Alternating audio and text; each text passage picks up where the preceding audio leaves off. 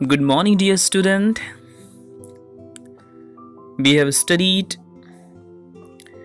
8 poems of poetries of 12th class till now, and today we are going to study our next 9th poem in the series of poetry, Stopping by Birds on a Snowy Evening, composed by Robert Frost. आज हम अपनी 9वीं कविता जिसका नाम है stopping by birds on a snowy evening. Stopping होता है रुकना, birds होते हैं जंगल, स्नोवी होती है बर्फीली और इवनिंग होती है शाम। एक बर्फीली शाम को जंगलों में रुकना। Now let's talk about the poet and the poem. Robert Frost was born in San Francisco, California. That is in America. इनका जन्म सैन फ्रांसिस्को में कैलिफोर्निया में हुआ था 26 मार्च 1874 को। He was modern American poet. Modern American poet कहे जाते हैं ये। और he died on 29 जनवरी 1963 और 29 जनवरी को 1963 में इनकी मृत्यु हुई। Now let's talk about the poem. It is a simple poem. ये एक बहुत ही साधारण कविता है about a person, एक ऐसे व्यक्ति के बारे में who is returning home, जो घर लौट रहा है। और while returning home, घर लौटते समय the sight of the snow and the birds, जो बर्फ पड़ रही है और जो जंगल का दृश्य है, टेम्प्ट्स हिम, उसे आकर्षित करता है टू ब्रेक हिज जर्नी, अपनी यात्रा को रोकने के लिए, and enjoy the beauty of nature, और प्रकृति का आनंद लेने के लिए, प्रकृति की सुंदरता का आनंद लेने के लिए। But his sense of performing his duty, लेकिन उसकी जो कर्तव्य परायणता है, अपने कर्तव्यों के प्रति कर्तव्य निभाने की जो उसकी समझ है, कंपेल्स हिम, वो उसे बाध्य करती है, मजबूर करती है टू मूव ऑन, आगे बढ़ने के लिए। इस पोएम की जो राइमिंग स्कीम है वो A A B A, B B C B, C C D C और डी डी डी डी, इस तरह से इसको लिखा गया है। Now let's move on the text. First stanza है, poet says whose birds these are I think. क्योंकि वो जंगलों में खड़ा हुआ है तो वो सोच रहा है, थिंकिंग कर रहा है कि मैं सोचता हूं ये जंगल किसके हैं। Whose birds these are I think. फिर कहता है आई नो, मैं जानता हूं ये जंगल किसके हैं, और जिसकी ये जंगल है, his house is in the place दो, जिसकी ये जंगल है, मैं जिस जंगल में खड़ा हूं उसका मालिक, उसका घर तो गांव में है। He will not see me stopping here, मैं उसके जंगलों में रुका हुआ हूं, वो मुझे नहीं देख सकता।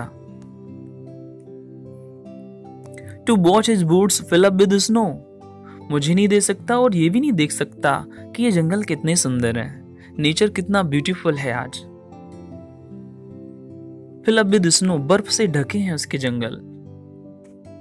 Next stanza, my little horse must think it queer.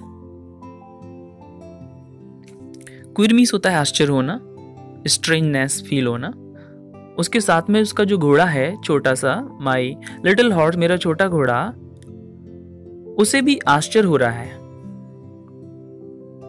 To stop, यहां रुकते हुए, मैं यहां जंगल में रुक गया हूं तो उसे आश्चर्य हो रहा है। To stop without a farmhouse, कि आसपास कोई फार्म हाउस नहीं है और मैं फिर भी रुका हुआ हूं। Near between the woods and frozen lake, ना तो पास में कोई फार्म हाउस है और जो झील भी है वो जमी हुई है, मैं ऐसी जगह जंगल में क्यों रुक गया हूं। ये सारी बातें सोचकर मेरा घोड़ा आश्चर्य कर रहा है। और साथ में the darkest evening of the year, और ये वर्ष की सबसे अंधेरी शाम है। Now let's move the next stanza. He gives his harness bells a shake. Harness means होती हैं घोड़े के ऊपर जो घंटियां चमड़े की पट्टी पर लगी होती है उसे हार्नेस बोलते हैं। बेल्स सेक, सेक मीन्स होता है हिलाना, झटका देना, बेल्स घंटियां। तो घोड़ा क्योंकि बोल सकता नहीं, तो वो क्या है, अपनी घंटियों को मूव करता है, सेक करता है, हिलाता है, और ये एक सिंबल है उसको कुछ पूछने का। तो मेरा घोड़ा मुझसे पूछना चाहता है to ask if there is some mistake. वो मुझे इशारा करके ये पूछता है कि कहीं हमसे कोई गलती तो नहीं हो रही कि हम यहाँ रुक रहे हैं, क्योंकि the only other sounds the sweep of easy wind and downy flake. एक साउंड तो वो है जो उसका घोड़ा कर रहा है बेल्सा से क्वेश्चन पूछने के लिए। दूसरी जो आवाज वहां आ रही है, only other sound sweep, sweep means होता है हवा का चलना, इजी विंड आसानी से जो बहुत ही मध्यम हवा चल रही है, डाउनी फ्लैग मीन्स होते हैं स्मॉल स्नो पीसेस, बर्फ के छोटे छोटे टुकड़े। तो हवा के चलने से जो पेड़ों पे बर्फ जमी हुई है, उनके जो फ्लैक्स हैं, जो टुकड़े हैं, वो नीचे गिर रहे हैं, एक उनकी आवाज भी आ रही है, बकाया और कोई साउंड वहां पे है नहीं। The last stanza is very very most important. परीक्षा में अधिकांश ये पूछा जाता है, बोर्ड एग्जाम में कई बार आ भी चुका है, आप इसको अच्छी तरह समझिए। The woods are lovely dark and deep but I have promises to keep and miles to go before I sleep and miles to go before I sleep. लाने बड़ी ही लिटरली बहुत ही सरल हैं, लेकिन इनका जो सेंस है, जो मीन है, वो बहुत ही डीप है। तो पहले लिटरली देखते हैं। बूट्स होते हैं जंगल, लवली होते हैं सुंदर प्यारे, डार्क घने, डीप गहरे। ये जंगल बहुत ही सुंदर हैं, घने हैं, गहरे हैं। But I have promises to keep, promises means होती हैं वादे, लेकिन मुझे अपने वादे पूरे करने हैं। And miles to go before I sleep and miles to go before I sleep, और सोने से पहले मीलों चलना है, सोने से पहले मीलों चलना है।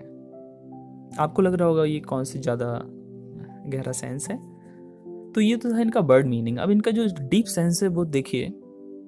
हम जिस संसार में रहते हैं वो एक तरह का जंगल है। ये संसार हमें देखने में बड़ा सुंदर लगता है, प्यारा लगता है। हम चाहते हैं कि हम यहीं रुके रहें, यहाँ से कभी जाए ना, अर्थात हमारी कहीं मृत्यु ही ना हो कभी।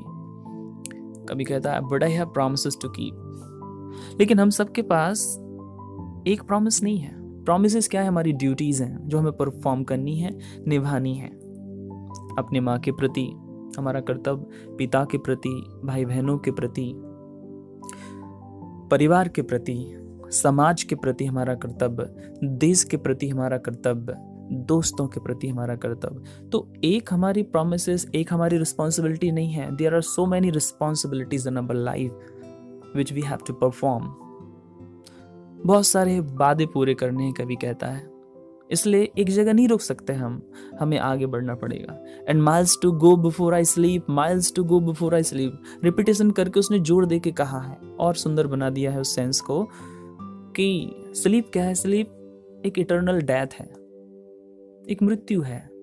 कहीं ऐसा ना हो कि मौत पहले आ जाए और रिस्पॉन्सिबिलिटीज हमारी अधूरी डली रहें, जिनको हम डिस्चार्ज ना कर पाए। तो इसलिए निरंतर हम काम में लगे रहें, इन्वॉल्व रहें, आगे बढ़ते रहें, कोई भी हिंड्रेंस ना हो हमारे मार्ग में।